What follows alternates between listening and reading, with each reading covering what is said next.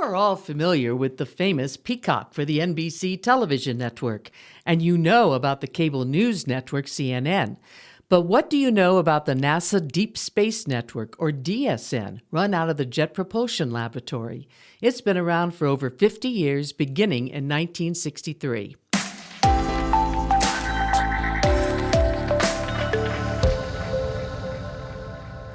DSN is NASA's international array of giant radio antennas that supports interplanetary spacecraft missions, plus a few that orbit Earth. There are 3 facilities spaced equidistant from each other, approximately 120 degrees apart in longitude, around the world. These sites are at Goldstone near Barstow, California, near Madrid, Spain, and near Canberra, Australia. The strategic placement of these sites permits constant communication with spacecraft as our planet rotates. Before a distant spacecraft sinks below the horizon at one DSN site, another site can pick up the signal and carry on communicating. This is the Goldstone Deep Space Communications Complex in the Mojave Desert in California, officially named Deep Space Station 14 and nicknamed Mars Antenna. The remote Mojave Desert location was chosen because it is far from man-made sources of radio noise such as motor vehicles. 5 large parabolic dish antennas like this are located at the Goldstone site to handle the workload, since at any given time the DSN is responsible for maintaining communication with up to 30 spacecraft. The complex includes the Pioneer Deep Space Station, aka DS-11, which is a U.S. National Historic Landmark. The Canberra Deep Space Communication Complex is located at Tidbinbilla in the Australian Capital Territory.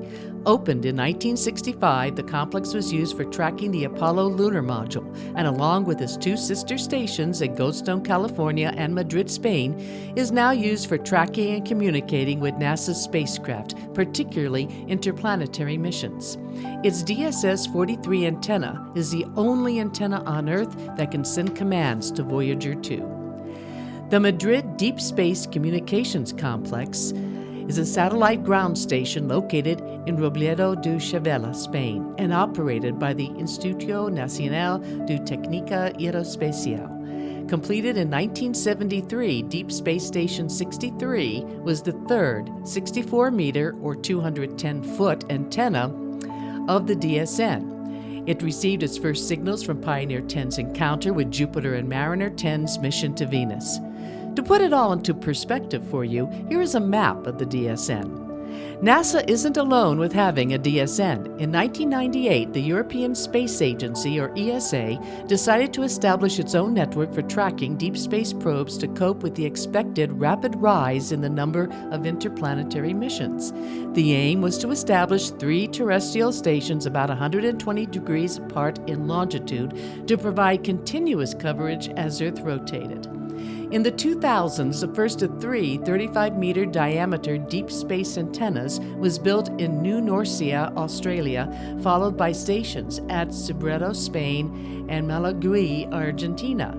In August 2016, New Norcia Station received signals from the International Cassini spacecraft orbiting Saturn across more than 1.4 billion kilometers of space.